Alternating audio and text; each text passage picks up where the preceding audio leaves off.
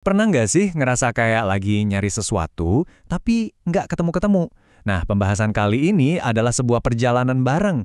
Perjalanan buat nemuin kalau jawaban yang kita cari-cari itu, entah itu ketenangan, makna hidup, atau bahkan kedekatan sama Tuhan, ternyata udah ada di sini loh, di dalam diri kita sendiri.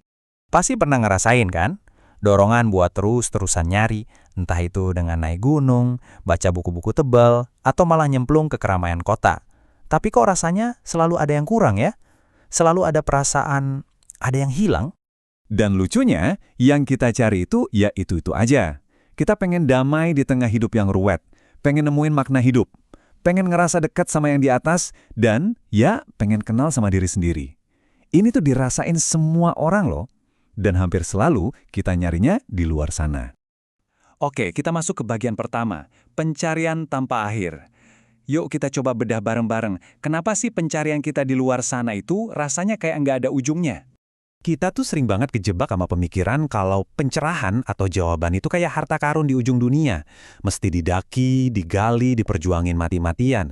Kita salah mikir kalau jawabannya ada di sana, jauh, bukan di sini, di tempat kita berada. Nah, sekarang kita sampai ke intinya. Sebuah ide yang jujur aja bisa membalikkan semua cara kita mencari selama ini. Idenya adalah, segalanya sudah ada di sini. Coba deh, kita renungkan ayat ini. Yang luar biasa dari ayat ini tuh arahannya jelas banget.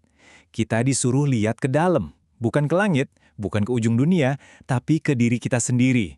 Tanda-tanda kebesarannya itu ya di situ. Cuma nunggu kita sadar dan perhatiin.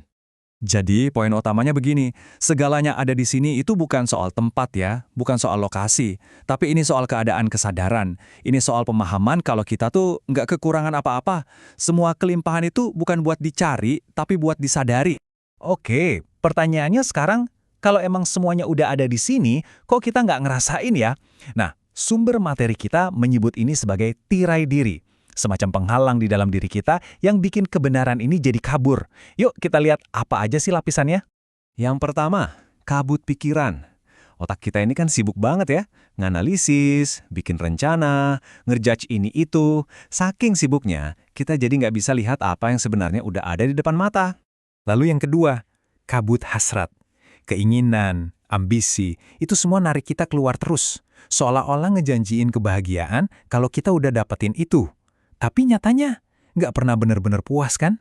Dan yang terakhir, kabut ekspektasi. Cemas mikirin masa depan, atau berandai-andai hidup harusnya begini-begitu. Sadar nggak sadar, semua itu ngerampas satu-satunya hal yang beneran kita punya, saat ini. Oke, dari tadi kan kita ngomongin konsep yang agak abstrak ya. Sekarang kita geser fokusnya ke sesuatu yang sangat nyata, ke rumah di mana kebenaran ini tinggal, yaitu tubuh kita. Ini cara pandang yang benar-benar mengubah segalanya. Sering kan kita anggap tubuh ini beban, sesuatu yang harus dikontrol. Padahal tubuh itu ibarat perpustakaan berisi wahyu yang diam. Kita diajak buat mendengarkan, bukan malah ngabaikan. Setiap sel, setiap tarikan napas kita, itu semua pesan suci. Lihat deh perbandingannya di sini. Kontrasnya jelas banget. Pikiran kita tuh seringnya kayak tiran ya kan? Punya agenda sendiri, jadwal sendiri, suka ngejudge, suka maksa. Nah sebaliknya, tubuh kita ini nawarin kebijaksanaan yang jujur. Ritme alaminya, sinyal-sinyal yang dikasih, kemampuannya untuk hadir, itu guru terbaik kita. Dan gagasan ini tuh bukan asal-asalan loh. Akarnya kuat banget dalam ajaran-ajaran suci. Di Al-Quran disebutin kalau semua yang ada di alam semesta, termasuk tubuh kita, itu terus-menerus bertasbih, memuji Tuhan. Nanti di hari akhir, bukan mulut kita yang ngomong, tapi justru tangan dan kaki kita yang bakal jadi saksi paling jujur. Sampai-sampai Nabi pun mengingatkan, tubuh kita itu punya hak, dan ngerawatnya itu tugas suci. Oke, teorinya udah dapet nih. Terus gimana cara kita ngerasain ini secara langsung? Nah, ada latihan sederhana banget yang bisa kita coba. Latihannya simple banget, bisa dilihat di sini. Pertama, cari posisi yang paling nyaman buat kamu. Terus, kuncinya ada di sini. Panggil pulang pikiranmu yang lagi jalan-jalan. Bisa dengan ngomong pelan ke diri sendiri, kembali, hadir, di sini. Lalu coba deh rasain badan kamu dari ujung kepala sampai kaki, tanpa dijudge ya. Kalau tiba-tiba pengen ngehela napas atau pengen ngulat, biarin aja. Itu cara tubuh kamu ngomong. Terakhir, tutup dengan 3 tarikan napas yang penuh rasa syukur. Nah, ini penting banget dicatat. Tujuan latihan ini bukan buat perang ngosongin pikiran. Capek, nggak akan berhasil. Ini cuma soal mengalihkan fokus. Kita kasih ruang aja buat tubuh kita bersuara, memuji Tuhan dengan caranya sendiri. Pikiran kita cukup jadi pengamat yang baik hati aja. Jadi, mari kita tarik kesimpulannya. Apa sih yang sebetulnya terjadi ketika kita berhenti mencari-cari di luar dan mulai menyadari apa yang ada di dalam? Hasilnya, itu benar-benar bisa mengubah segalanya.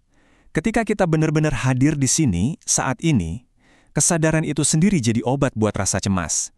Rasa syukur yang tiba-tiba muncul dari hati, itu jadi doa yang paling dalam.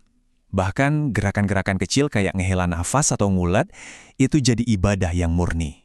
Dan di dalam kondisi sadar dan hadir ini, ruang buat ngerasa kurang atau nggak cukup itu, ya nol, habis, nggak ada lagi.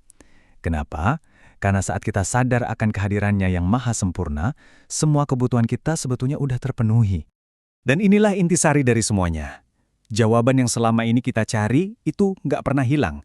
Ketenangan yang kita idam-idamkan itu nggak pernah jauh. Semuanya selalu ada di sini detik ini juga.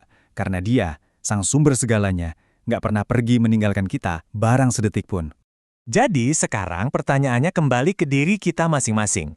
Di tengah riuhnya dunia, kira-kira apa ya yang bakal kita dengar kalau kita mau berhenti sejenak dan benar-benar mendengarkan apa yang sebetulnya udah ada di dalam diri kita?